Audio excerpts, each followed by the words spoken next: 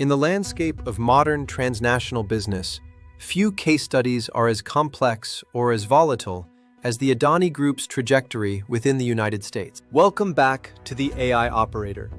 Today we are deviating from our usual operational blueprints to conduct a high-level strategic assessment of a situation that sits at the bleeding edge of geopolitics, infrastructure, and federal law. As we look at the board in early 2026, the Adani Group represents a massive dichotomy.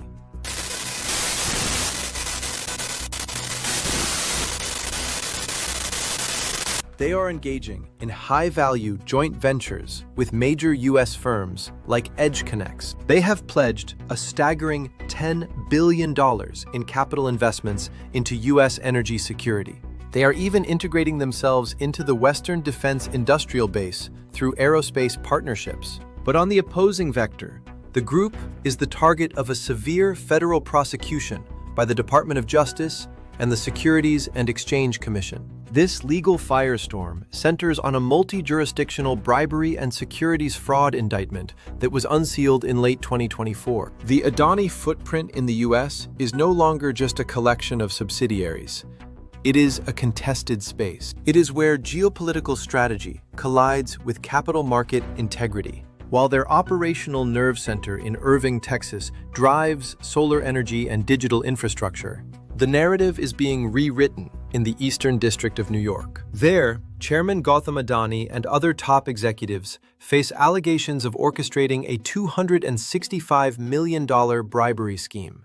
In this briefing, we are going to dissect the anatomy of Adani's U.S. presence. We will analyze the granular details of the DOJ and SEC indictments, the financial entanglements with U.S. banks, and the aggressive lobbying campaigns. This is the definitive situational analysis for 2026. Let's dive in. To understand the risk, we must first understand the asset. The Adani Group's physical and legal presence in the United States is not random. It is highly structured. Through a network of Delaware-registered corporations, the group insulates the parent company while accessing U.S. technology and capital. The heart of this operation is in Texas. At the top of the pyramid sits Adani North America, Inc. This isn't a passive holding company. It is an active diplomatic and commercial bridge between the group's Indian headquarters and American stakeholders. Based in Irving, Texas, this entity oversees compliance, government relations, and strategic partnerships. It is led by executives like Anurag Varma, a senior vice president with deep ties to the U.S. policy landscape.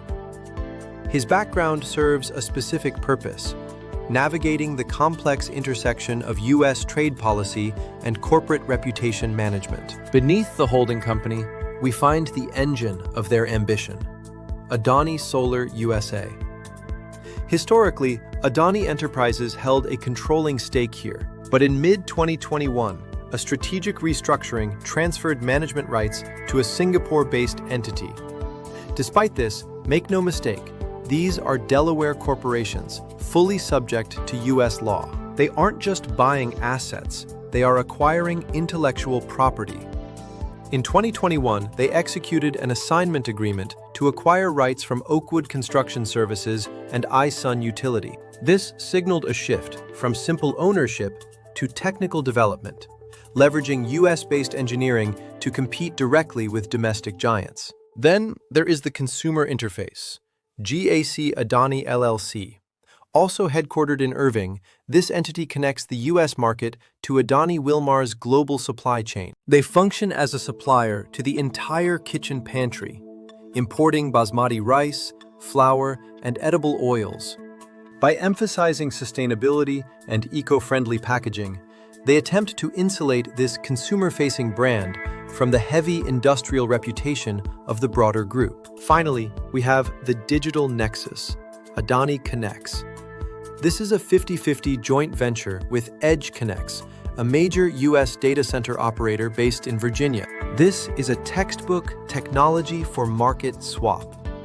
EdgeConneX brings the hyperscale design and relationships with U.S. tech giants like Microsoft and Google. Adani brings the land and the power. This partnership has birthed a multi-billion-dollar project with Google in India, binding Adani's fortunes to one of the largest technology companies in America. However, this operational machinery is currently operating under the shadow of a massive legal crisis. On November 20, 2024, the U.S. Attorney's Office for the Eastern District of New York unsealed a 5-count criminal indictment. The charges? Conspiracy to commit securities fraud, wire fraud, and securities fraud. The defendants include the chairman, Gautam Adani, his nephew, Sagar Adani, and Vineet Jain, the CEO of Adani Green Energy. Here is the core of the allegation.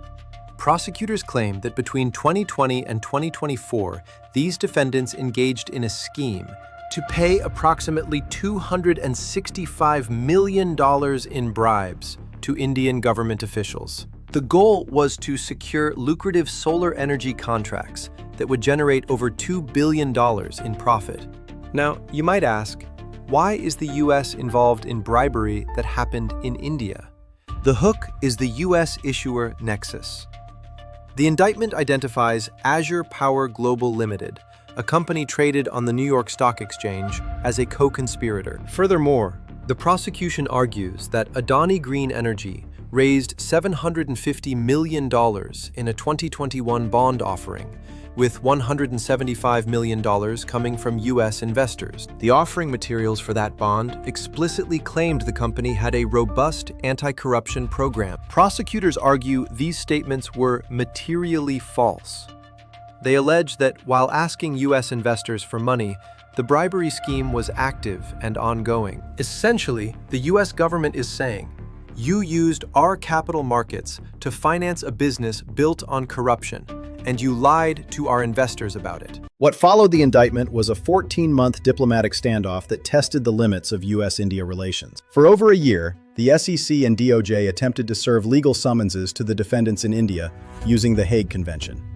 And for over a year, the Indian Ministry of Law and Justice reportedly blocked them. They cited procedural technicalities, missing seals, signatures, arguing that the requests didn't fall under the treaty. It was a stalemate.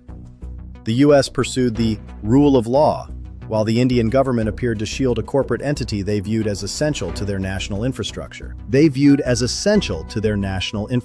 in January 2026, the dam broke. Frustrated by the delays, the SEC filed a motion requesting permission to bypass the Hague Convention entirely and serve the summons via email. They argued that the repeated refusals constituted improper obstruction. Facing the embarrassment of a court ruling that would officially label the Indian government as obstructionist, the defense team pivoted. On January 23, 2026, U.S. counsel for Gautam and Sagar Adani voluntarily agreed to accept service of process. A week later, Judge Nicholas G. Garalfas approved the stipulation. The diplomatic standoff is over. The legal war has begun. The Adani Group has retained Sullivan & Cromwell LLP, led by Robert Jufra Jr., a titan of white-collar defense who has represented Volkswagen and former U.S. presidents. Their strategy will likely focus on jurisdiction, arguing that a U.S. court has no business policing Indian nationals for acts committed on Indian soil. The legal battle is one thing. The financial reality is another. The indictment created a toxic asset risk for U.S. institutions holding Adani debt. Following the news, Adani bond prices saw significant volatility. Yields spiked as investors priced in the risk of litigation and potential fines. The most immediate danger is the refinancing cliff.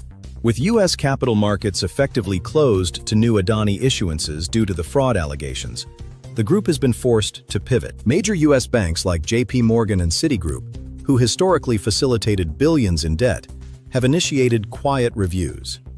New credit extensions have been paused. To plug the gap, Adani has turned to Japanese lenders.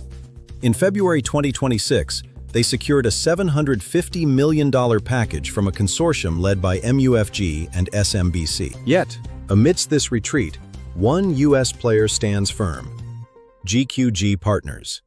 Based in Florida, this investment firm holds positions exceeding $6 billion across the Adani portfolio. Their chairman, Rajiv Jain, argues that the underlying assets, the ports, the airports, the power plants, are monopolies with regulated cash flows, detached from headline risk. GQG's support is the counter-narrative. It signals that some sophisticated U.S. investors still see value, even as the DOJ sees fraud. Here is where the strategy becomes fascinating. Paradoxically, while fighting for its legal survival, The Adani Group has announced some of its most ambitious U.S. investment plans to date. This is a strategy of commercial diplomacy. They are attempting to become too economically valuable to be alienated. In late 2024, practically concurrent with the indictment, Gautam Adani pledged to invest $10 billion in U.S. energy security and infrastructure projects. They claim this will create 15,000 American jobs. By aligning with the America First energy agenda, they are making it politically difficult for the administration to crush them. They are also embedding themselves in the U.S. defense supply chain.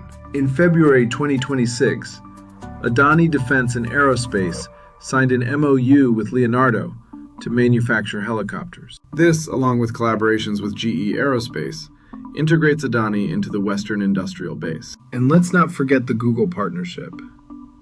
By building the infrastructure that powers Google's AI ambitions in India, Adani creates a powerful corporate ally in the US. The strategy is clear. If you take down Adani, you disrupt US energy investments. You disrupt Western defense supply chains.